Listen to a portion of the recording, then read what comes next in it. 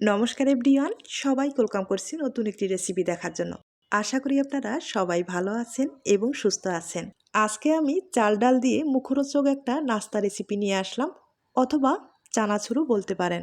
কোনো রকম ঝামেলা ছাড়া সহজ উপায়ে তৈরি করা যাবে, আর একবার তৈরি করে রেখে পুরো মাস সংরক্ষণ করে খাওয়া যাবে। এবার আসি মূল রেসিপিতে, আশা করি ভালো লাগবে।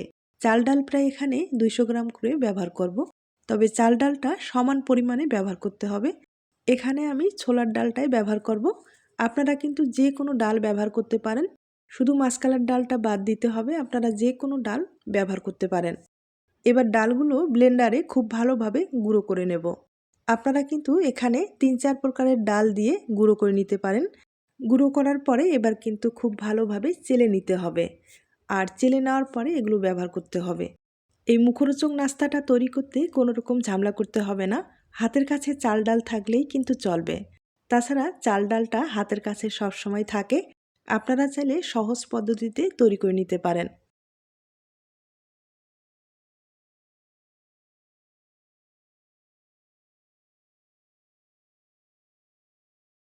ভালোভাবে আমি চেলে নিলাম, আর অবশিষ্ট অংশগুলো এগুলো লাগবে না। আর দেখতেই পারছেন কতটা ফ্রেশভাবে ডালের যে গুঁড়োটা সেটা হয়ে গেল। এখন এই গুঁড়োটা দিয়ে আপনারা কিন্তু আপনাদের পছন্দ মতো যে কোনো রেসিপিতে ব্যবহার করতে পারেন। এখন যেটা করতে হবে, চালের পেস্ট তৈরি করে নিতে হবে। আমি আগে থেকে চালটা 3 ঘন্টা আগে ভিজিয়ে রেখেছিলাম, আর অনেকটাই নরম হয়েছে। আমি এখানে আতপ চালটা ব্যবহার করব, তবে আপনারা চাইলে সিদ্ধ চাল ব্যবহার করতে পারেন। সেক্ষেত্রে সিদ্ধ চালটা কিন্তু 5-6 ঘন্টার মতো ভিজিয়ে রাখলে ভালো হবে। আমি এখানে আতপ চালটা ব্যবহার করব। সামান্য পরিমাণে জল দিয়ে দিলাম। এবার খুব ভালোভাবে একটা পেস্ট তৈরি করে নেব।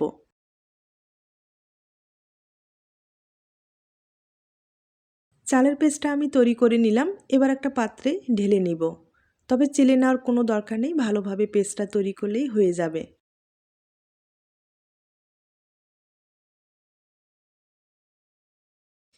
এবার আমি ডালের গুঁড়োটা পুরোটাই দিয়ে দিব। আর হ্যাঁ, এখানে আমি চালের পেস্টটা ব্যবহার করলাম, তবে আপনাদের হাতের কাছে চালের গুঁড়ো থাকলে চালের গুঁড়ো দিয়ে কিন্তু তৈরি করে নিতে পারেন, কোনো সমস্যা নেই। আর একান্তই চালের গুঁড়ো যদি হাতের কাছে না থাকে, অথবা সিদ্ধ চাল দিয়ে আপনারা খুব সহজ পদ্ধতিতে পেস্টটা তৈরি করার পরে ব্যবহার করতে পারেন। এরপরে যে উপকরণগুলো ব্যবহার করব একবার দেখিয়ে দিচ্ছি। স্বাদ মতো লবণ দিয়ে দিলাম, আর হলুদের গুঁড়ো দিয়ে দিলাম। এবার হাফ চামচ জিরের গুঁড়ো ব্যবহার করলাম, হাফ চামচ গোলমরিচের গুঁড়ো ব্যবহার করলাম, হাফ চামচ মরিচের গুঁড়ো ব্যবহার করলাম, আর হাফ চামচেরও কম রয়েছে কালো জিরাটা ব্যবহার করলাম। 2 টেবিল চামচ তেল ব্যবহার করলাম, সাদা তেলটা ব্যবহার করলাম। এরপরে এখানে হাফ চামচেরও কম একটু জোয়ান ব্যবহার করব। জোয়ানটা ব্যবহার করলে অনেকেরই গ্যাসের সমস্যা আছে, এটা কিন্তু হবে না। আর জোয়ানটা আমি হালকা করে একটু ভেজে নিলাম। এরপরে হাতে চাপ দিয়ে আমি ব্যবহার করব, তাহলে ভালো একটা কিন্তু ফ্লেভার আসবে। এবার সব কিছু উপকরণ দিয়ে বেটারটা খুব ভালোভাবে মেখে নিতে হবে। আর এই নাস্তাটা কিন্তু আমরা যে চানাচুর খাই, সেই চানাচুরের স্বাদটা কিন্তু পুরোপুরি পাবেন। তাই বলছি, কোনো রকম ঝামেলা ছাড়া হাতের কাছে এই সামান্য কিছু উপকরণ দিয়ে আপনারা খুব সহজ পদ্ধতিতে তৈরি করে নিতে পারেন। আর একবার তৈরি করে রেখে আপনারা কিন্তু পুরো মাস সংরক্ষণ করতে পারবেন, কোনো রকম সমস্যা হবে না। তাছাড়া বিকেলে চায়ের আড্ডায় এই চানাচুরটা জমিয়ে খেতে পারেন। এখন আমি খুব ভালোভাবে মেখে নিব। ডোটা কিন্তু নরম করে তৈরি করে নিতে হবে, তবে বোঝা যাবে শক্ত, ভিতরে অনেক নরম থাকতে হবে। সেভাবে ডোটা তৈরি করে নিতে হবে। আর ডোটা যদি একটু শক্ত হয়ে যায়, সামান্য পরিমাণে একটু জল ব্যবহার করতে পারেন, কোনো সমস্যা নেই। তবে জলের পরিমাণটা একবারে কম করে দিয়ে ডোটা ভালোভাবে এভাবে মেখে নিতে হবে, আর ভালোভাবে ডোটা তৈরি করে নিতে হবে। এবার ডোটা আমি খুব ভালোভাবে মথে নিব। আর হাতে কিন্তু অনেকটাই লেগে যায়, তার জন্য সামান্য পরিমাণে হাতে একটু তেল লাগিয়ে নিতে পারেন। এরপরে ভালোভাবে মথে নিতে পারেন। যত ভালোভাবে ডোটা তৈরি করতে পারেন, ততটাই চানাচুরগুলো খেতে ভালো লাগবে।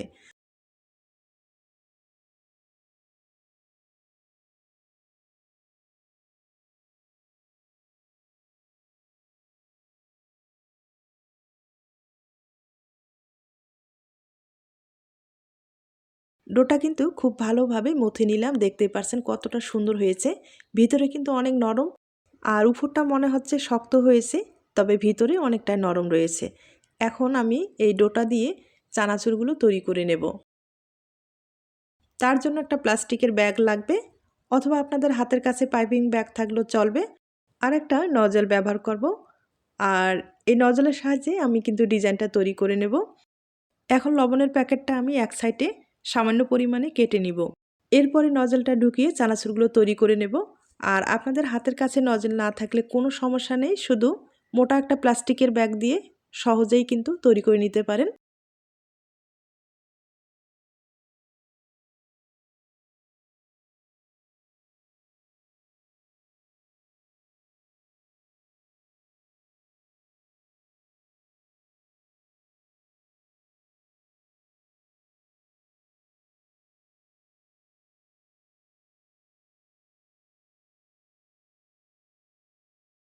নজলটা আমি ভালোভাবে সেট করে নিলাম। এবার কিছুটা পরিমাণে ডো আমি প্লাস্টিকের ব্যাগে ঢুকিয়ে এখন চানাচুরগুলো তৈরি করে নিতে হবে। আমি একটা স্টিলের প্লেটে আপনাদের দেখিয়ে দিচ্ছি। হালকা করে তেল লাগিয়ে নিতে হবে। আগে থেকেই আপনারা এভাবে কিন্তু তৈরি করে রেখে দিতে পারেন, এরপরে ভেজে নিতে পারেন, তাহলে ডিজাইনটার কোনো সমস্যা হবে না। আর দেখতেই পারছেন কতটা সহজভাবে কিন্তু এই ডিজাইনটা তৈরি করা যায়, শুধু হাতের কাছে একটা নজল থাকলেই চলবে।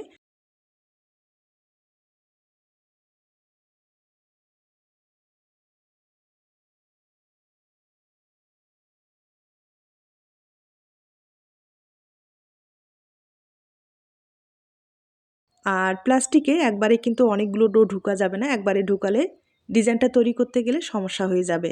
তাই যতটুকু লাগবে ততটুকুই কিন্তু প্রয়োজন অনুযায়ী ব্যবহার করতে হবে, তাহলে এই যে খুব ইজিভাবে এই ডিজাইনগুলো তৈরি করা যাবে।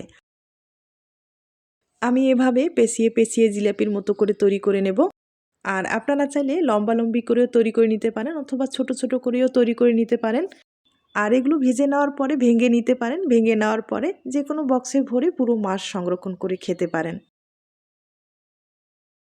আর এগুলো যেহেতু চানাচুর হিসাবেই আমি ব্যবহার করব, আপনারা চাইলে পিঠা হিসাবেও খেতে পারেন। সেক্ষেত্রে চালের যে গুঁড়োটা আছে একটু নরম করে তৈরি করার পরে এই ডিজাইন শেপ তৈরি করে ভেজে নিতে হবে। এরপরে কিন্তু চিনির শিরা অথবা গুড়ের শিরা ব্যবহার করে খেতে পারেন, খেতে ভালোই লাগবে।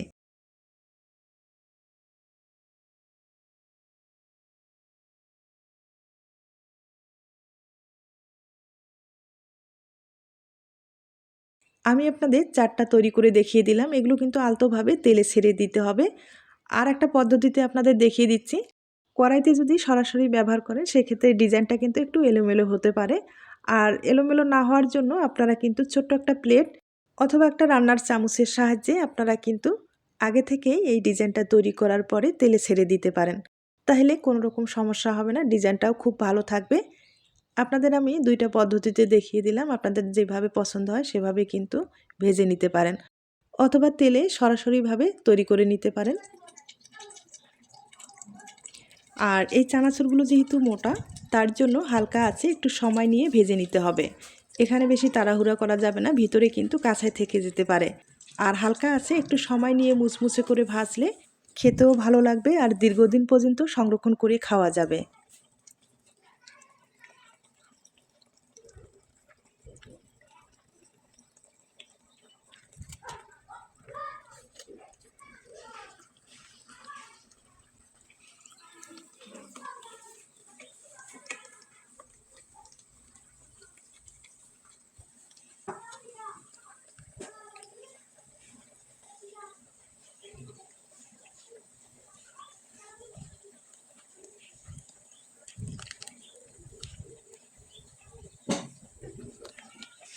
এভাবে আমি কয়েকটা তেলে দিয়ে দিলাম।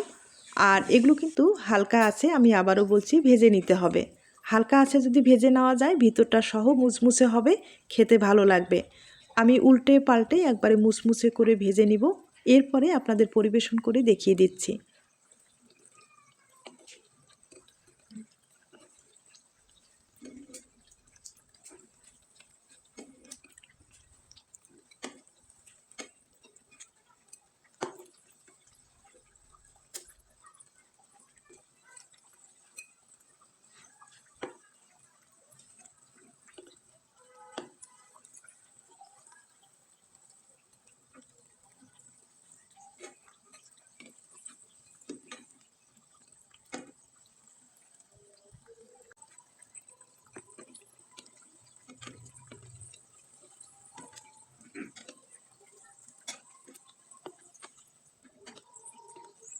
আমি একটু সময় নিয়ে একবারে মুচমুচে করে ভেজে নিলাম, আর কালারটাও ভালো এসেছে।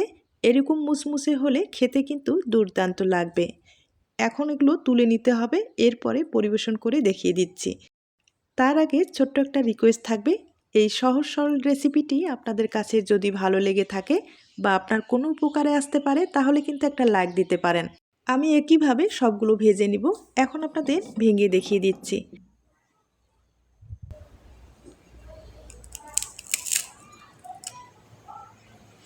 শব্দ শুনে বুঝতেই পেরেছেন কতটা মুচমুচে হয়েছে। আর এরকম ধরনের মুচমুচে আমি আবারও বলছি, খেতে কিন্তু দুর্দান্ত লাগবে। আজ তাহলে এ পর্যন্ত, নতুন কোনো রেসিপির সাথে আবার দেখা হবে। সবাই ভালো থাকবেন, সুস্থ থাকবেন এবং নিরাপদে থাকবেন।